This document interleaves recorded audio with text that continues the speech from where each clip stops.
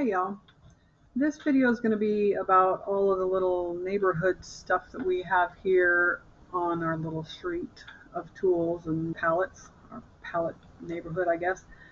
So I have several different objects already out just to make it a little bit faster so you don't have to wait for me to build these things. So I want to quick show you what some of these different things are. This is the Pages palette. You will never see anything more than 2 pages in this palette because this is all that's supposed to be in this document. The only other one that might see multiple different pages in here is the one that does the index for each book. That one will have every single page of the index that will be in here.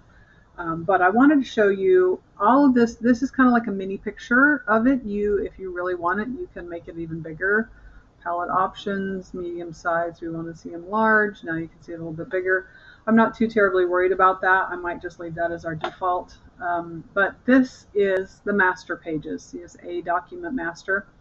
Now this works in conjunction with this layers palette. So this is the default main page, and this is what's on the master page. So if you drop down here, you don't see anything right now because we aren't on the master page. So if I come over here and I put us on the master page, we come over here and we still can't see it for whatever reason. I don't know, but we'll poke the eyeball so we can actually see it. On this layer, when we have this selected, if you look back over here on these layers, you can see these bright green. Now you can see it because I have one of them selected. The bright green is the default, it's the master page. And so that is where we're going to be able to see everything that we have laid out for that, for the page folios. And that's usually the only thing that we have on here. We might have some graphics that we might put on here. That will be determined later by Alia. So I'm going to go back over here to the pages. Now, why would we ever want you to know how to access this? Because if you have a page or an image that takes up this whole space and goes off into this bleed, for the most part, we're going to say that that doesn't happen. But there is always an occasion, just like that I before E except after C and other special occasions. There are special occasions that might happen. So Kinsley, I need you to scoot over here for just a second. But this image, if we wanted this image to be down here, we still need to be able to see this page number. And sometimes we'll go ahead and leave that. It depends on how many other pages might be blocked along the way. But in this case, we're going to need to take this picture. If this was going to be, I'm going to do Control Shift and click to enlarge this whole picture. So now it fills this whole page, if that's what we wanted to do. So, but we can't see that page number. So we need to be able to make it so we can see that page number. So we're going to cut this picture, Control X cuts the picture, and then we're going to go over here to the master page. And if I right click and paste in place, you still can't see it because it's over there, but now it's on the master. And we need to take this and we need to send it to the back. And for some reason it's being obnoxious because, oh, that's why, because I wasn't on that default master page, master section. So I'm going to cut it off of here and I'm going to paste it in here, paste in place. So now I have that bright green, and now I can take this image and I'm going to drag it down here, and now you can see this over here. Or there's another faster way to be able to do it. Control Shift left bracket forces it all the way to the back. Control bracket will bring it forward one, and the left bracket takes it back. So you'll get used to that one. That's when you're going to ask several different times, how do I make it go to the back? Control Shift, all the left bracket. Okay, but now we want to be able to see this page number, so we're going to change it to a color that we can see it. Okay, so if we hit W, we make everything go away so we can actually see what the page layout is supposed to look like. And that would be what it would look like. Okay, and then we would go back to the pages, go back over here. Now you can't access either one of them. Hey, Kinsley's over here again. Hit the W so we can see her so we're not throwing her all over the place. And now you can't access either one of these pictures, the picture or the page number, because it is on the master page. And if you do that, then you want to lock this page. Okay, but I don't want to do that. I actually want to go back over here and I want to get a hold of this picture, and I'm going to delete it because we're done with that part. Now we're going to go over here and, oh, go back over here and change our page number back to black so we can see it. And we've got that. Now we're going to go back over here to this main page. Okay, so one of the other things that I wanted to show you, the next line down, so we've talked about layers, we talked about pages and then the layers. Now, the way that the layers work, it's kind of like a hamburger, if you will. So if we scoot over here and drop this, you can see all of these are each one of these different things. You can have multiple different layers. You can add other layers. For the most part, we build everything on here. If you're working with something, for example, there was a picture on one of the pages that we had done for the supplement where somebody kept getting in the way. So I just put him on another layer and I just locked him. He was in the front, so I could still work on this. But you have to think of this, all of these different elements, you have to think of them as basically like a hamburger. So I'm going to click off of this so we can let go of these. If I go to the green one, you can see it's on the very bottom. The blue is on top of that one. As I select it, it turns blue. It's on top of that one, and that one's on top of that one. So this is the side view, so to speak, of your hamburger, and this is the top view of your hamburger. So if that makes it just a little bit easier to understand. But layers can be very, very important and very, very useful. So that's how the layers work. You can poke the eyeball so you don't have to see it, or you can lock it so you don't do anything with it, and you can poke the eyeball, and your whole page numbers and all, actually those little grids and stuff are on that page, that master page too. So if you poke that eyeball, you're going to lose them all. Okay, so that's a brief rundown on layers. The images, or the links. On the links, this is the only link that we have left in here. This is one thing that that you should be checking before it goes to any of your editors for proofing and checking, because there's a checklist that you're going to have to go to.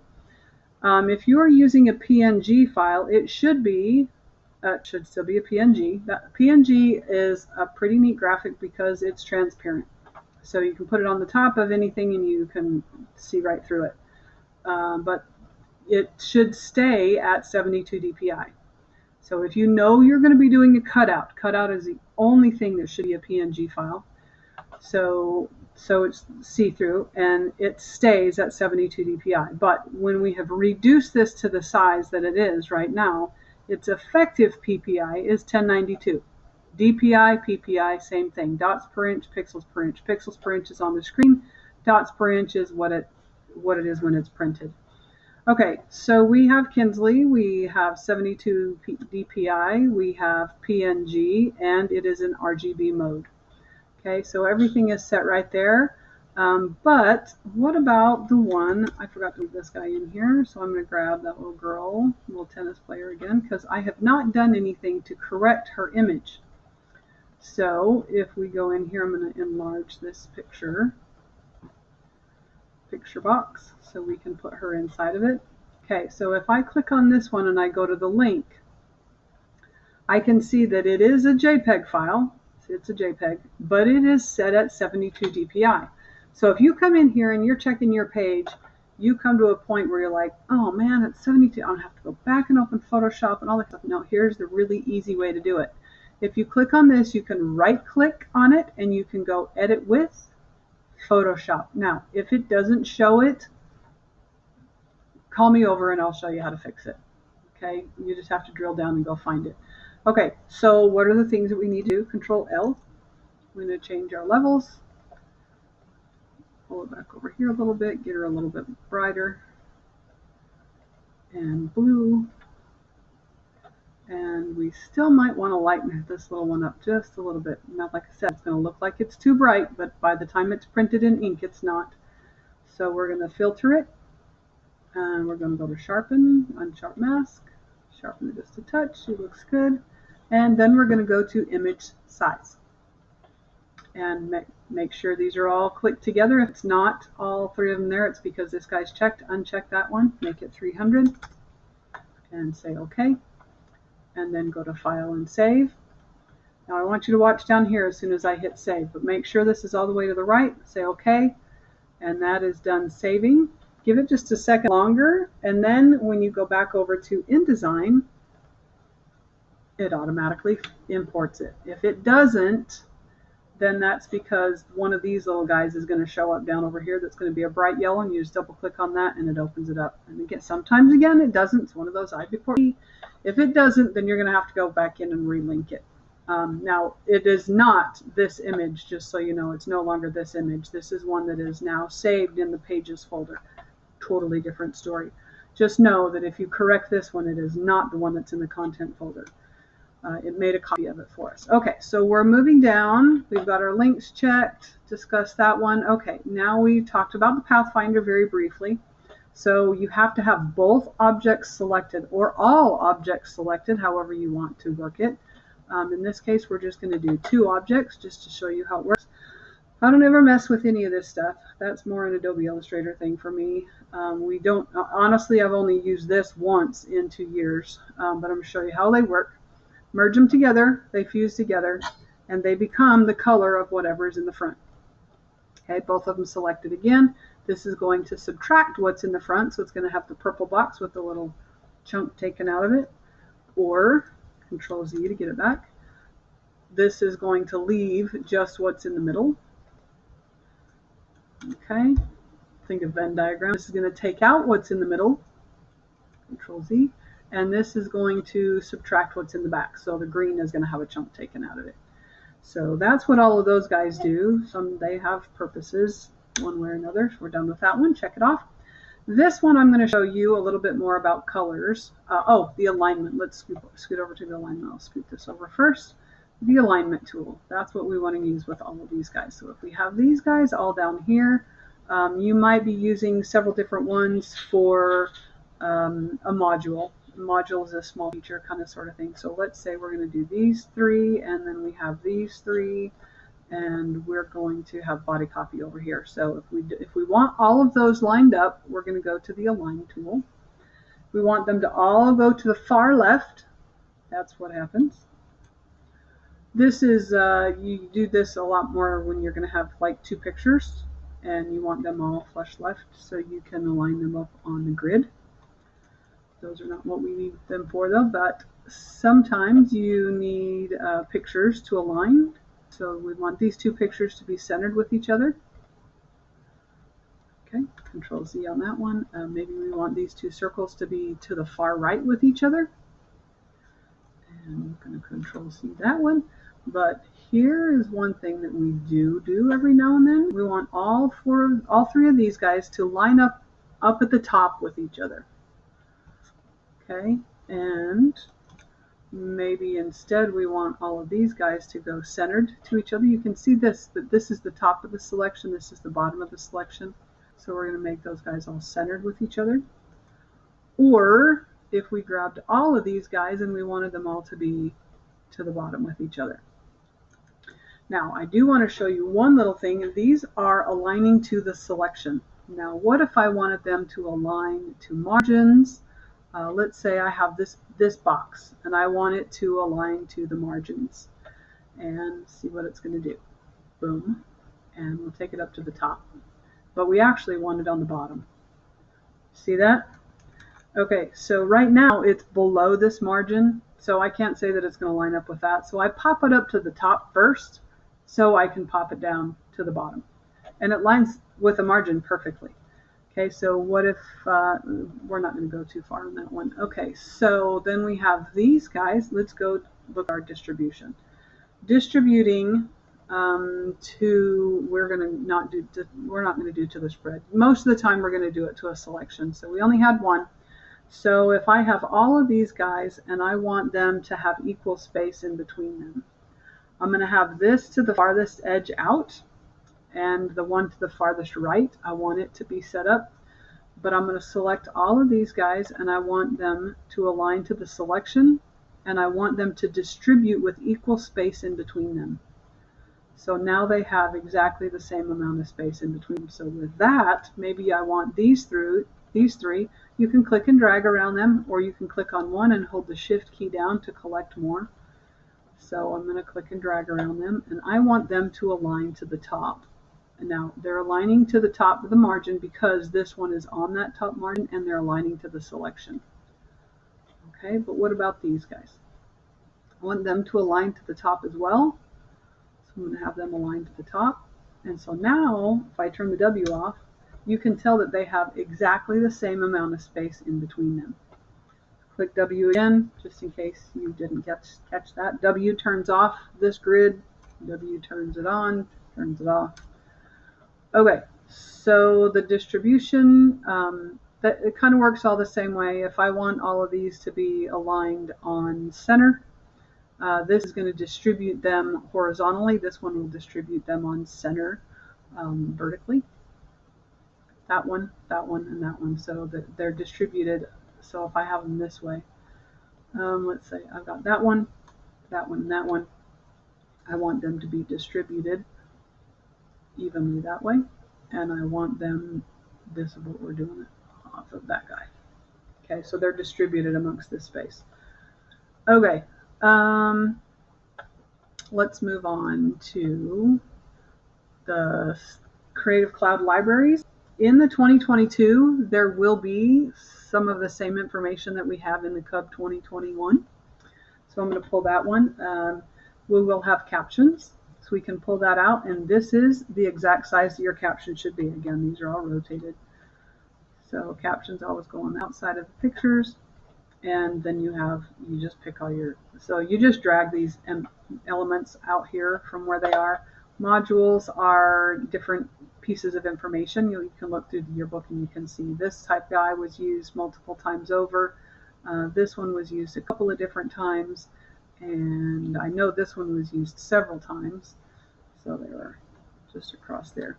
But they're all grouped together. See, the dotted line means they're all grouped together. You can do object someplace in here, ungroup, or you group is Control-G, Control-Shift-G is to ungroup them, and then it shows you that they're also grouped. Those were used in that distributed and align tool. So I can go back in here and I can Control-Shift-G again. So I'm going to go ahead and get rid of all these guys and get back to where we are. I'll address the libraries once we get them all built. Okay, the colors. All of our colors should be RGB. Right now nothing is selected because there's no picture selected. So this is RGB. Because our pictures come in RGB, if we have our colors selected in CMYK, the whole thing is going to be thrown off. You have to be sure. That's going to be one of the things on your checklist, is that all of your colors are set to RGB. Okay, all of these, get rid of that one. These are all set to RGB already. Why do we need this? All right, so here's one thing that I'm going to show you. If you go ahead and you put these in your swatches, so we have this guy come down right here. So these are telling us right now that there's RGB colors. This one is a spot color. So how do we make it a spot color, and why would we want it to be a spot color? You see this 10%? This, if we want this to tint it, then we can go ahead and tint it. So we can take that one as 46% pink. Get rid of that one, go back to our purple.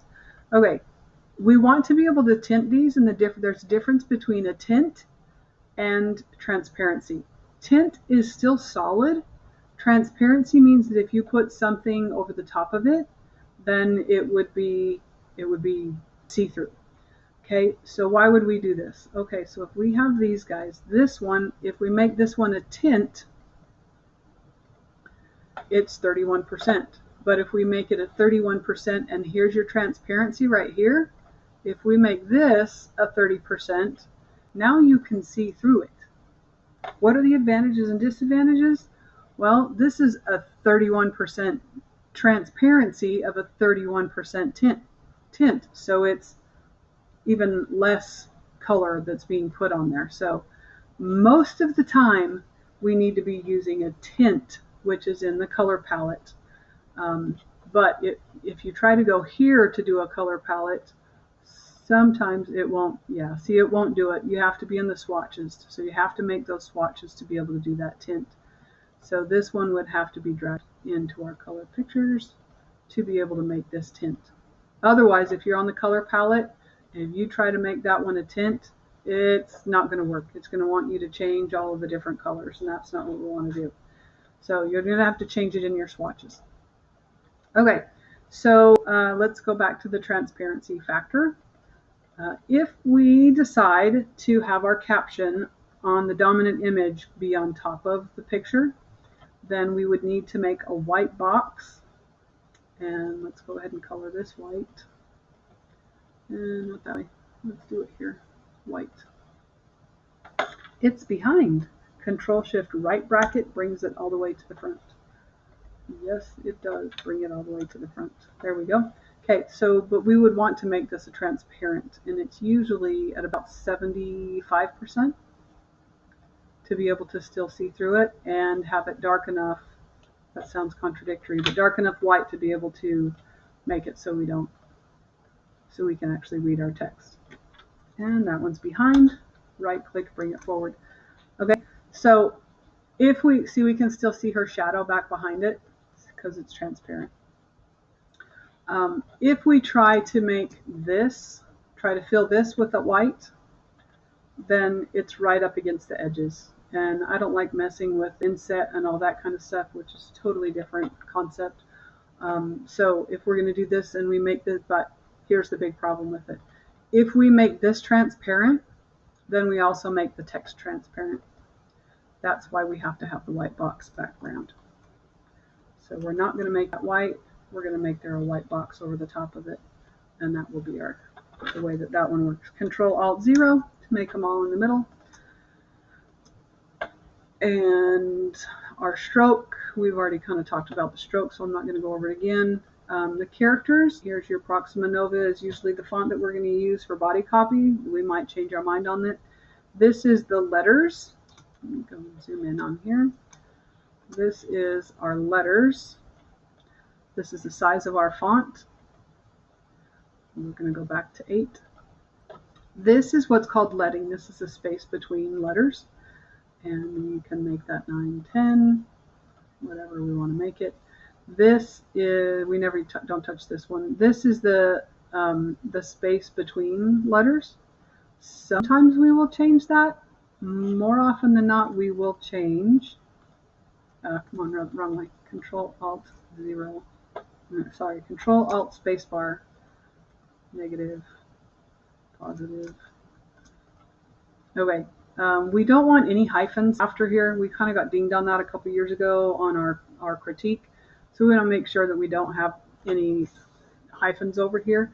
So sometimes we run into the way that the letters run and we need to squish one line of text.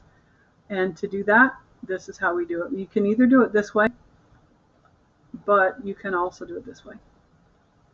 One letter increments, or one little pixel size reduces the size of that font, so just to be able to make it squish. You need, when we get to that and you have a situation, and I can show you how to do that. Okay, what else do we have? This being blank means that different fonts that are, or different letters that are in here have different settings for this, so that's all that means. That's why you don't have one. Okay, so the glyphs. Let's see, we've got a font this year, I think it's on the Tiger, that we're going to have glyphs. Tiger. I'll make this bigger. I can think of what the name of that font was.